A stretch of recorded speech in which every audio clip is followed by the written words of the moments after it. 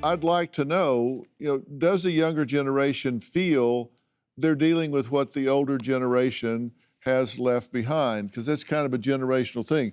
Do you feel like baby boomers have left you a mess behind? Yes. What? We're talking about anxiety, depression, stuff. It's like, how is it not like hard to be all those things when you feel like the planet is dying? No matter how hard you work, you can't afford to live on your own. Like living on your own as a young person is seen almost as a luxury now. Like it's just super hard.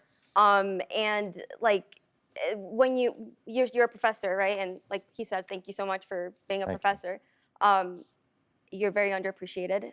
Very underappreciated. That's why I thanked you. It's very stressful for me, that's for sure. But we also feel like a lot of Gen Zers go into debt to get higher education, we feel like our degrees don't get us anywhere. So like that is a lot of stress.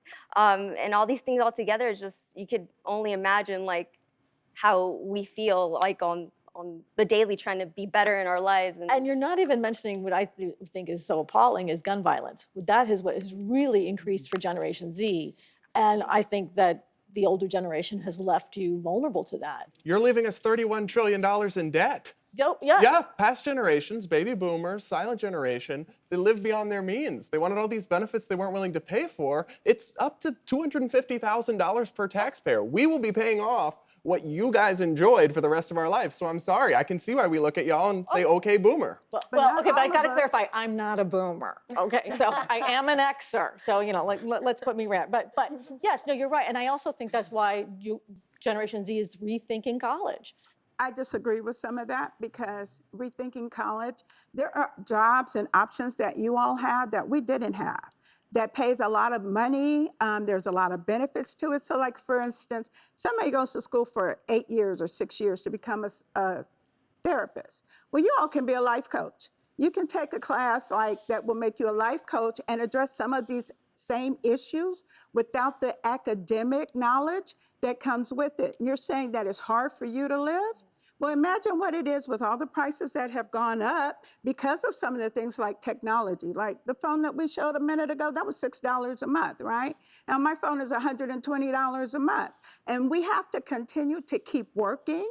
Like, we'll be working longer. I hear what you're saying about, oh, well, we're gonna work longer. Well, you're 20, 30 years old, right? Well, now I'll be 68 tomorrow, and you know what? I'm gonna be working until I'm 70, okay? Because I can't afford not to stop working or reduce the numbers of hours that I work, because now, thanks to millennials and you all being able to pay higher rent, pay for Apple phones and all of this, the cost has just gone up to where if we want to use some of these things, then it costs us more as well. I'm curious, when you sign emails, how do you do it?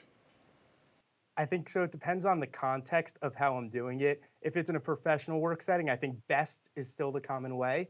Otherwise, I think it depends. With friends, I kind of put my initials. In a work setting, you put thanks. In a professional environment, you put best. With my professors, I go super specific and go best, and thank you for being a professor. We appreciate you. And I have to miss a class right now to do this, so thank you, and I appreciate what you guys do. But I'm doing it remote, so I didn't have to fly to LA and miss another day of class, so thank you to Cornell for doing a great job in helping me with this. Yeah, well, we wanted you to be part of it. And, when you look at how people sign off, you can see it here. Baby boomers are like sincerely, Gen X are thanks, millennials are best, Gen Z, hasta la pasta. So it's really different, more informal, but I mean, it doesn't bother me one way or the other. I do best regards. Yeah. I feel like whenever I'm writing an email, I do best regards, and then I just put like my name.